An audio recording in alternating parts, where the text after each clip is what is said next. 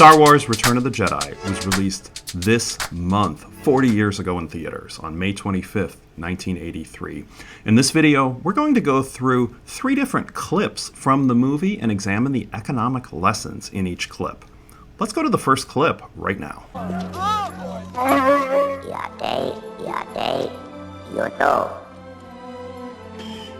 no, Chewbacca! Chisa, Picha, Kuanki Chewbacca. Kanchi talk droid. Yes, I am here, your worshipfulness. Yes? Yuba, Korato Kamawalpa.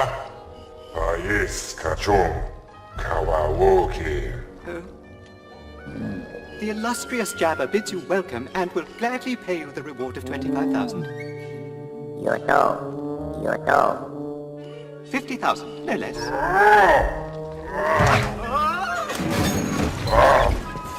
Unyong Hosa, 50 Atu.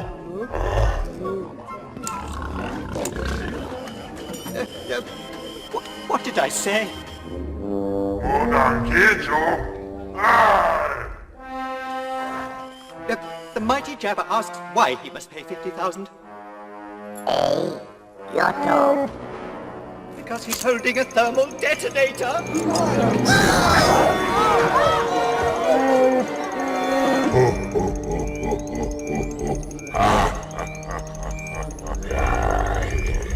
Kasoyari Kui Rado Kankiku.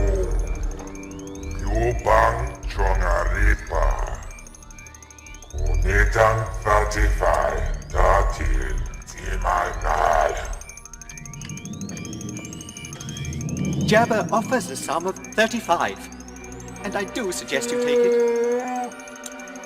Yato. Cha. He agrees!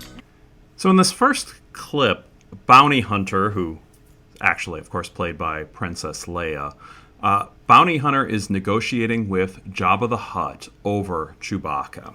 Now, it becomes apparent that Jabba the Hutt had a bounty of 25,000 for Chewbacca, but the Bounty Hunter wants 50,000. This is an interesting bargaining situation that comes up. First, the Bounty Hunter comes up. Why in the world would Jabba want to give 50,000? Already offered 25,000. And Chewbacca's in Jabba's palace, so should absolutely be able to get that. If they don't reach a particular agreement, okay, Jabba didn't have Chewie before, won't have Chewie now, everything seems okay. This is a good example, when the Bounty Hunter pulls out the thermal detonator, though, of the best alternative to a negotiated agreement, studied in game theory with bargaining. Once the thermal detonator is threatened, basically killing everybody, all of a sudden Jabba has much more of an incentive to try to come to an agreement that both parties would be okay with. Jabba offers 35,000, and all of a sudden then it's accepted, and both parties agree 35,000 for Chewbacca. There's some other interesting things in here. So Jabba the Hutt is this massive crime boss. Once Chewie is in Jabba's palace, you might think, why would Jabba even pay, right? It could be an example of what we think of as the hold-up problem. The bounty hunter has already gone through all of this work to bring Chewbacca in. And, okay, Jabba might not need to pay as much. But in business, and while Jabba's a gangster, right, he's certainly conducting business transactions here. In business, reputation is absolutely key. Jabba could just likely, at least if there's no threat of dying from a bomb, could likely just take Chewbacca and not pay anything in this particular case. However, word will quickly spread and no bounty hunters would want to work for Jabba anymore. It's crucial, if Jabba wants future work, that Jabba is seen as somebody who, when something is offered, if somebody delivers, they are paid, they are taken care of. That would that would help ensure a whole team of bounty hunters are still willing to do work for Jabba. So first clip, pretty fascinating thinking about bargaining. For the second clip, let's look at how droids, in particular C3PO and R2D2, are sorted into jobs. Good. New acquisitions. You are a protocol droid, are you not? I am C3PO, human Yes or side. no will do. Well, yes. How many languages do you speak? I am fluent in over 6 million forms of communication and can readily... Splendid. We have been without an interpreter since our master got angry with our last protocol droid and disintegrated him. Disintegrated. Oh, Guard.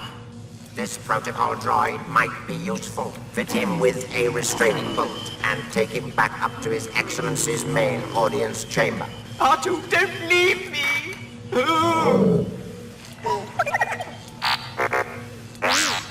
You're a feisty little one, but you'll soon learn some respect. I have need for you on the Master's sail barge, and I think you'll fill in nicely. Another interesting clip with several different economic lessons we can glean from this. First, C3PO and R2D2, they're being sorted into specific tasks within Jabba's enterprise. C3PO is viewed as highly skilled because of understanding the 6 million different languages, can really have work as an interpreter. R2D2 will be carrying around trays, as we see later, perhaps a little bit more of a lower skilled job working on the sail barge. But regardless of whether it's a high skill or a low skill opportunity, it is interesting to see how the droids are sorted into different occupations. It's not really a market system. They're not able to apply and see what kind of offers they would receive, right? They're just simply sorted, very different from a pure market setting, and one would expect actually a lot less efficient than a pure market setting. Another interesting aspect to think about the economics on this clip is the idea of labor versus capital. So the droids are performing tasks that humans in some cases could perform. Well, C3PO probably not so much, right? Nobody knows 6 million different languages. So C3PO has skills that humans simply don't have in this particular case. But R2D2 very much, carrying around drinks on a barge, right? That's replacing what humans could otherwise do. Very good example, actually, of what's happening in the real world with capital replacing humans in some areas of work. We've seen automation coming around to replace humans working in all sorts of different sectors. Within most countries, the vast majority, 90% plus of the population, used to work in agriculture. That's not the case anymore because of the efficiency of capital, the efficiency of the machines in growing crops.